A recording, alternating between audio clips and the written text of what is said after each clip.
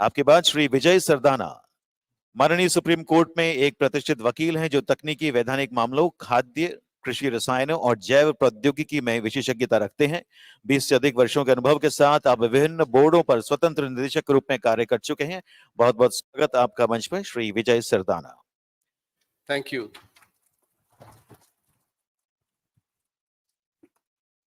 आप सभी व्यक्ति यहाँ बैठे हैं, उनसे अनुरोध है कि अपने वक्तव्य को 3-3.5 मिनट में रखें ताकि हम बहुत सारे टॉपिक्स कवर कर सकेंगे।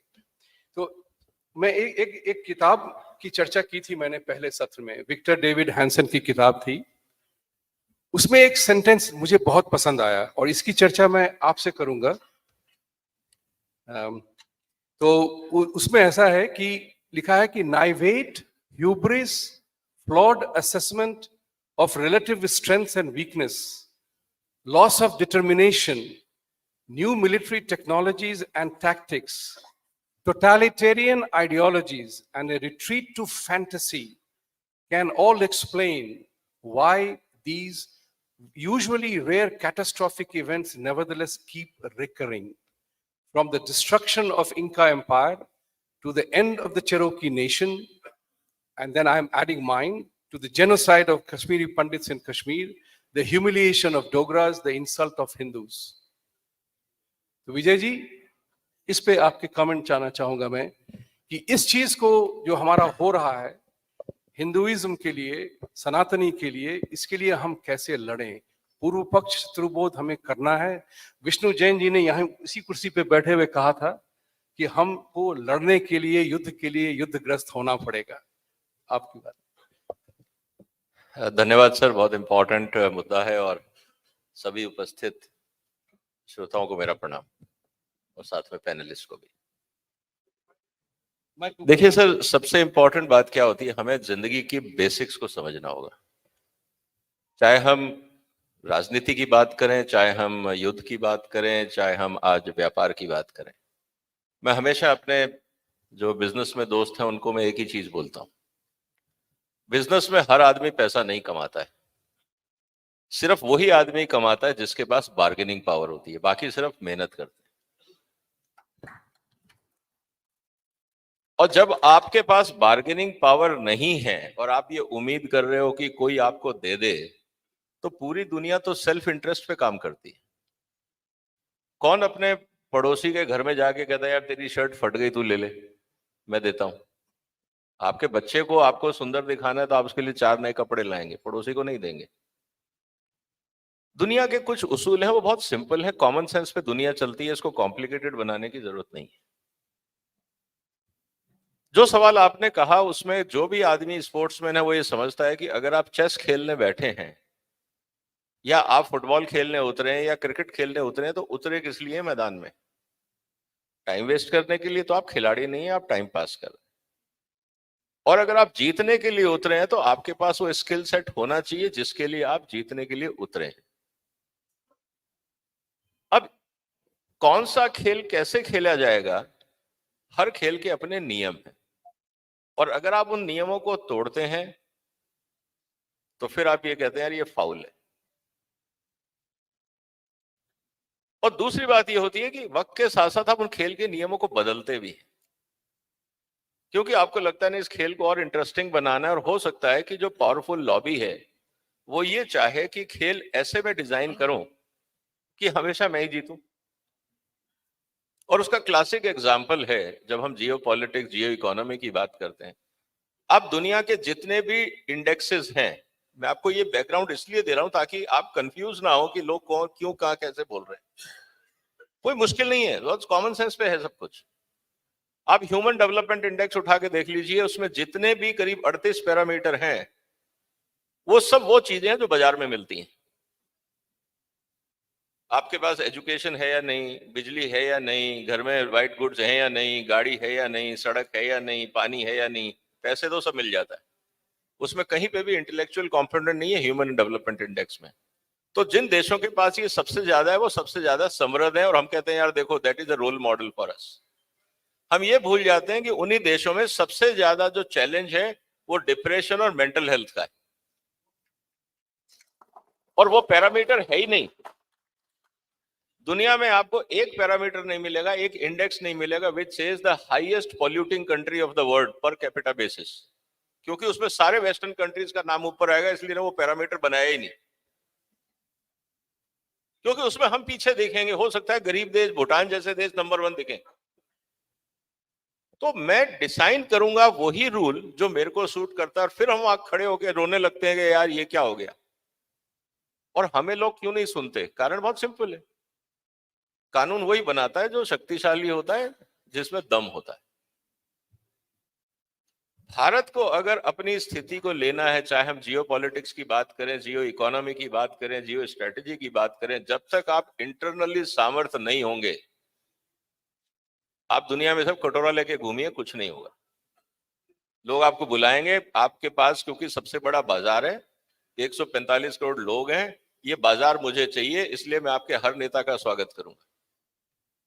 लेकिन जब बात आएगी स्ट्रेटेजिक मुद्दों की, तब मैं कहूंगा यार sorry, I have this limitation and that limitation. और ये हम देख रहे हैं। आप अंतरराष्ट्रीय स्तर पे चले जाइए, आपको एक एयरक्राफ्ट के लिए इंजन चाहिए, नहीं देंगे हम आपको। फिर आप फ्रांस चले जाते हैं, लेकिन उसके अगले ही दिन क्योंकि आपको बाकी प्रॉब्लम्स है, आप $80 बिलियन के उनके हथियार खरीद लेते हैं। उसमें तो आप उनको नहीं कहते कि आप हिंदुस्तान में आके फैक्ट्री लगाइए और मेक इन इंडिया करिए, क्योंकि वहां आपकी बार्गेनिंग पावर वीक है। जब आपकी बार्गेनिंग पावर वीक होती है, तब आप बैलेंसिंग एक्ट में चले जाते हैं। फिर आपको रशिया से भी दोस्ती चाहिए, आपको अमेरिका से भी दोस्ती चाहिए, चाइना से भी चाहिए, सबसे चाहिए। फिर आप बीच का रास्ता ढूंढने लगते हैं, क्योंकि आप खुद गोल पोस्ट खड़ा नहीं कर सकते, अपना डंडा नहीं गाड़ सकते। और ये हमारे साथ हो रहा है। इसीलिए जब तक हिंदुस्तान अपने इंटरनल सिस्टम्स को नहीं सुधारेगा, आज चाइना क्यों दादागिरी कर रहा है? 30 seconds more, sir. Simple example है, आपको मेक इन इंडिया और मेक इन चाइना पॉलिसीज को कंपेयर करना चाहिए, आपको सारी चीजें समझ में आ जाएंगी।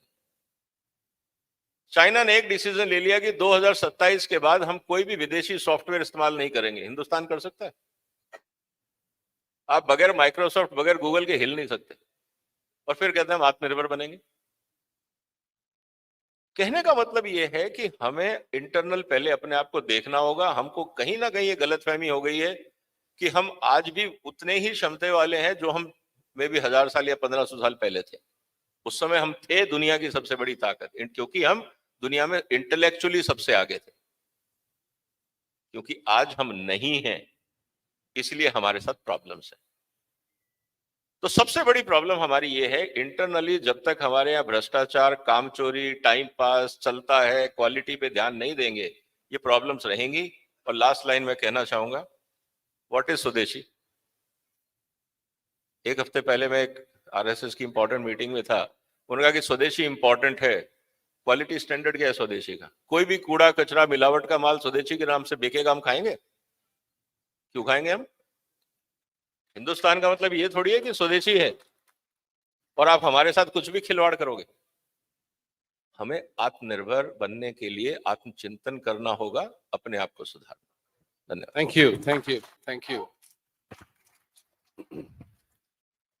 विजय जी, आपसे एक सवाल पूछना था इस मामले में कि जब मैं न्यूयॉर्क में एक थिंक टैंक के साथ काम कर रहा था, तो उनकी एक एनालिसिस होती थी, strategic trend evaluation in relation to social, technology, economics and politics. We used to call it stepping into step.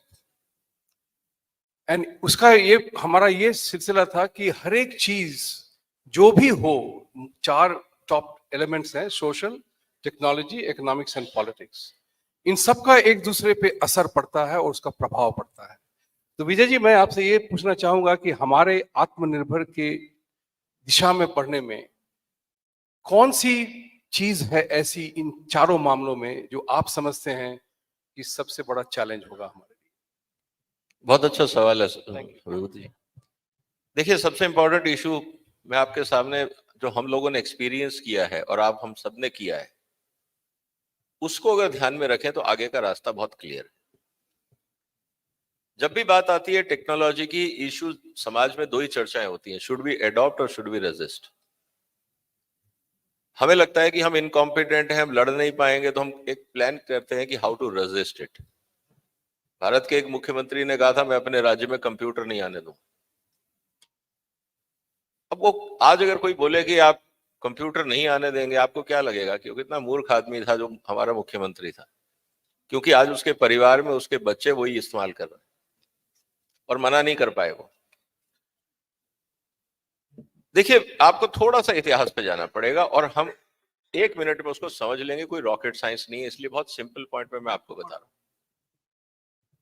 100 साल पहले जाइए, दुनिया में झगड़ा इस बात का था कि किसके पास रिसोर्सेज हैं। रिसोर्सेज के दो ही तरीके थे, एग्रीकल्चर और माइंस। या तो समाज में जो इनपुट आता है या तो खेती से आता है या माइन से आता है, बाकी हम उस पर कन्वर्जन करते रहते हैं। माइंस इंक्लूडिंग रिफाइनरी, जिसको आप बोल सकते हैं। उस समय झगड़ा था एक्विजिशन ऑफ रिसोर्सेज को लेके। आपके पास जब रॉ मटेरियल मिल गया तो उसको इस्तेमाल करने के लिए आपको सबसे पहले चाहिए थी लेबर। फिर आपने लेबर लॉ की बात करी, लेबर को एक्वायर कैसे किया जाए, इसलिए स्लेवरी का जमाना था, क्योंकि लेबर नहीं थी। आज भी पंजाब में हम लो कॉस्ट इकोनॉमी से लेबर लेके आते हैं, क्योंकि पंजाब में कॉस्ट ऑफ इकोनॉमी हाई है।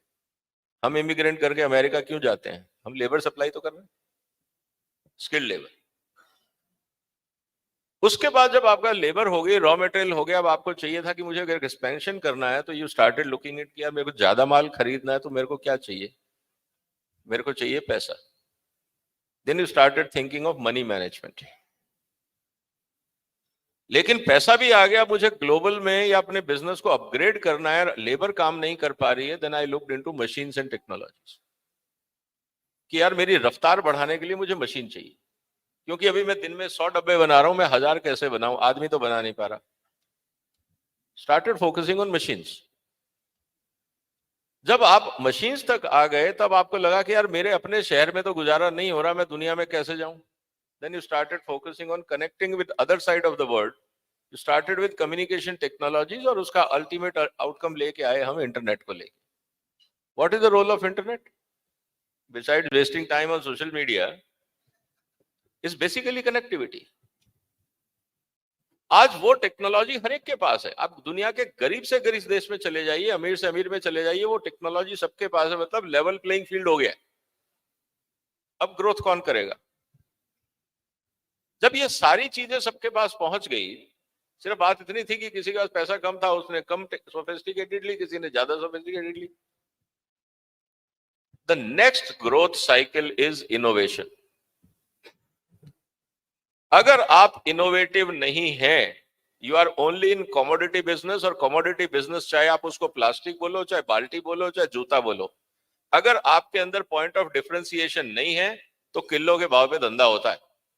और दिल्ली के अंदर बहुत सारी दुकानें जो किताबें किलो पे बेचती, वहां एमआरपी पे नहीं बिकती किताबें, किलो पे बिकती। कहने का मतलब क्या है?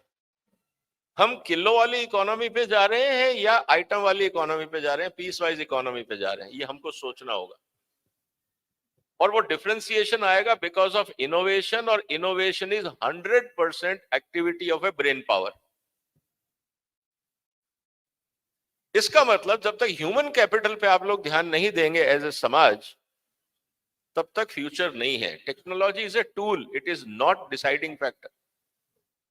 Tool can not decide, depend करता है कि टूल किसके हाथ में है।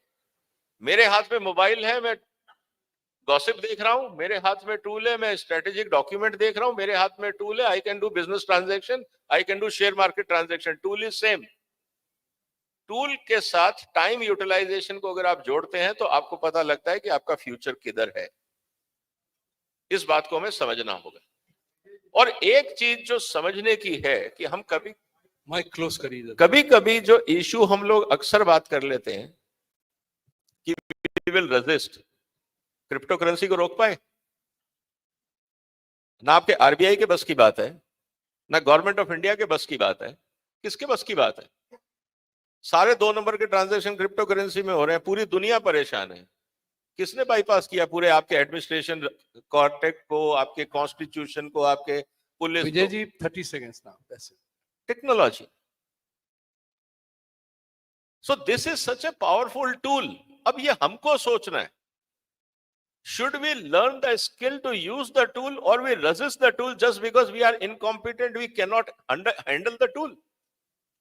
क्योंकि टूल मेरे से ज्यादा पावरफुल हो रहा है, इसलिए टूल को ही खराब बताना शुरू कर दो ताकि मेरा एग्जिस्टेंस बचा रहे। Thank you. Thank you. इसको समझना होगा। जी, मैं आपसे एक सवाल पूछूंगा on Jio political element.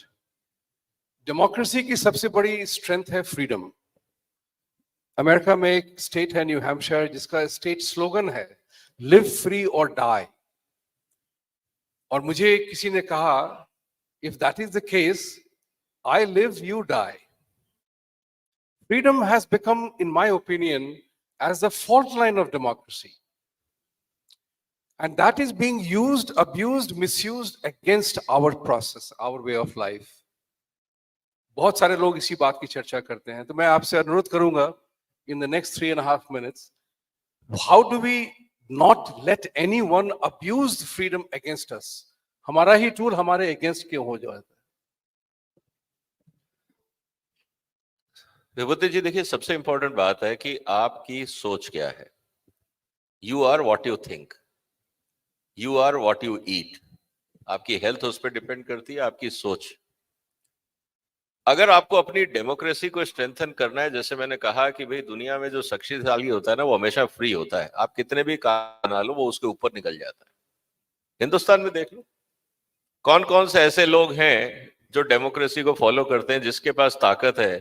Police से लेकर पॉलिटिशियन तक कौन कानून की बात करता है? उनको लगता है हम सब कानून से ऊपर है। तो डेमोक्रेसी एक अलग डायमेंशन में चली जाती है।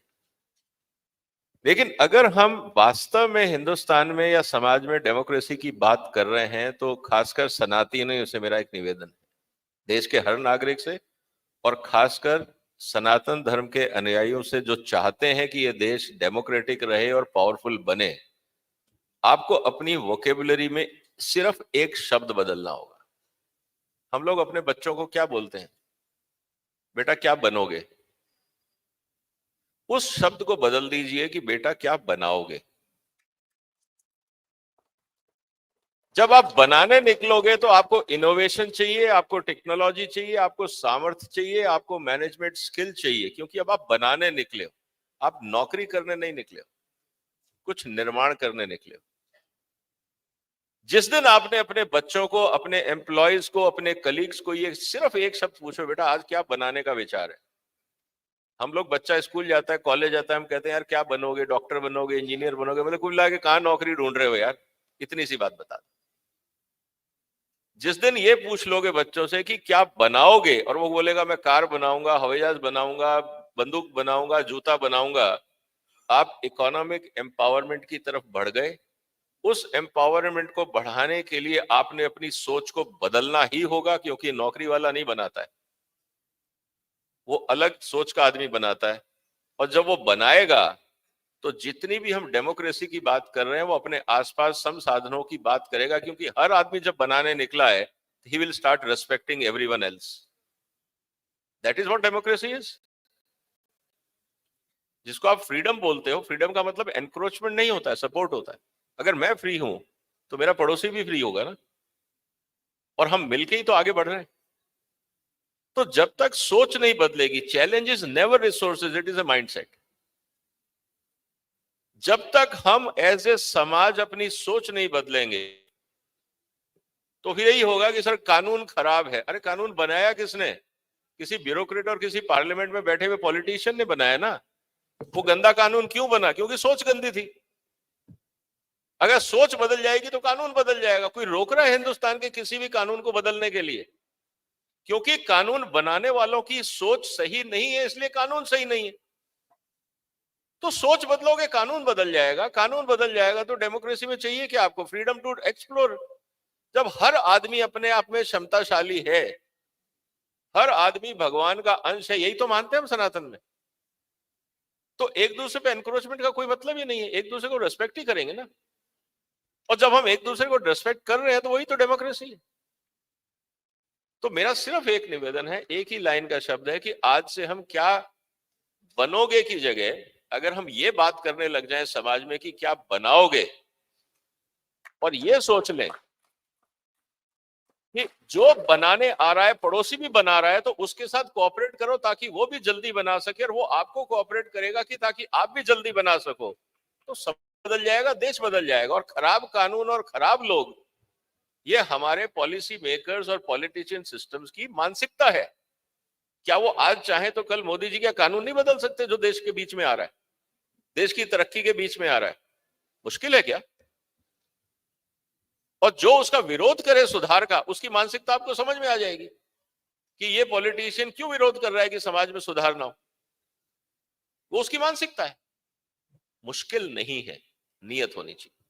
Thank you very much. इस बीच में विजय जी से एक सवाल मेरा होगा, और वो इस मामले से होगा कि पॉलिटिकल इंस्टेबिलिटी जो है, कभी कभी मुझे ऐसा फील होता है अमेरिका में बैठे हुए कि we have too many elections. Every one election ends, another one starts. The politician is perpetually in a campaign mode. और when आप कैंपेन मोड में हैं तो आप वादे करते जाते हैं, और ये जो वादों का जो कल्चर है जो आ गया है हमारे सिस्टम में कि फ्री दिए जाओ, तो एक बड़ा अच्छा सेंटेंस है, you can always promise to give what you don't have, और you don't have to give. How does India handle that problem? Sir, ये बहुत आई विल से कि ये कहानी ज्यादा लंबा चलेगी नहीं, क्योंकि जनता समझ रही है कि हमें मूर्ख बनाया जा रहा है। और एक एक स्टेट जिस तरह से बैंकरप्ट हो रहे हैं, आने वाले समय के लिए 5 साल में बचे हुए औरों की हालत खराब होगी। तो आप उतना ही पानी निकाल पाओगे जितना घड़े में है, उसके बाद मुश्किल है। और जनता इस बात को समझ रही है। प्रॉब्लम आती है जब हमने अपनी राजनीति में, जब हम कहते हैं ना मूल्यों की राजनीति, जब राजनीति सिर्फ कुर्सी की हो और टिकटें बेची और खरीदी जाएं, तो ये होगा। और ये एक इकोसिस्टम है, पॉलिटिकल इकोसिस्टम है, जो बदलेगा और जिसको हम देख रहे हैं। Haryana was one example. जितनी छोटी छोटी इन्फ्लुएंस पार्टियां थी, हर आदमी राजनीति में क्यों आता था? क्योंकि राजनीति में पैसा था, राजनीति में पावर थी, और हर आदमी को चाहिए। जैसे जैसे देश की जनता खुद पॉलिटिकली मैच्योर होगी, तो वो आलतू फालतू लोग जिनका कोई ट्रैक रिकॉर्ड नहीं है, जिनका कोई आइडियोलॉजी नहीं है, जिनकी कोई राष्ट्र के प्रति विजन डॉक्यूमेंट नहीं है, उनको हम चुनाव में क्यों वोट दें? तो जैसे जैसे आपका एक रूलिंग और एक इंपॉर्टेंट ऑपोजिशन पार्टी होगी, ये ग्रुप, जैसे अमेरिका में हम कहते हैं 2 party system, maximum 3 depending on the local politics, हम उस दिशा में जाएंगे। और जब हम वहां जाएंगे तो पॉलिटिकल स्टेबिलिटी बाई प्रोडक्ट होगा, क्योंकि जब आपको पता है कि अगर मैं ऑलरेडी पावर में हूं तो मैं बाहर क्यों जाऊं। और हिंदुस्तान की संस्कृति में और सनातन संस्कृति में एक सबसे इंपॉर्टेंट चीज है कि you have a place for dissent. ये अगर आप मुस्लिम कल्चर में देखें तो वहां पे डिसेंट का कॉन्सेप्ट नहीं है। वहां पे तो या तो आप है हुकूमत में और या आप है विरोध में। तो जो सत्ता में, मैं उसको गिराऊंगा ताकि मुझे सत्ता मिल जाए। वहां पे डिफरेंस ऑफ ओपिनियन का स्पेस नहीं होता है। ये कल्चरल डिफरेंस है। तो जैसे जैसे आपका सनातन आइडियोलॉजी बढ़ेगा, जैसे जैसे आपका लिटरेसी लेवल बढ़ेगा, टेक्नोलॉजी और सोशल मीडिया के माध्यम से पॉलिटिकल मैच्योरिटी बढ़ेगी, तो जो पॉलिटिकल अनस्टेबिलिटी है ये कम होगी। लेकिन जो आप देखेंगे जितनी छोटी पॉलिटिकल पार्टीज हैं, they all are private limited company. जब वो नेता खत्म हो जाता है, वो पार्टी खत्म हो जाती है। तो it is just a matter of time, they all will phase out. Okay, point add करना चाहूंगा। हाँ बोलिए। सुप्रीम कोर्ट का ऑलरेडी डायरेक्शन है कि जितने भी ऑर्डर्स हैं सुप्रीम कोर्ट, हाई कोर्ट के, वो रीजनल लैंग्वेजेस में ट्रांसलेट हो। द चैलेंज वाज बिकॉज जो ऑफिसर्स हैं उनकी अपनी इनकॉम्पिटेंसी थी कि वो रीजनल लैंग्वेज नहीं समझ सकते थे। Now technology gives you option to convert in any language. 160 भाषाओं में आप कर सकते हैं।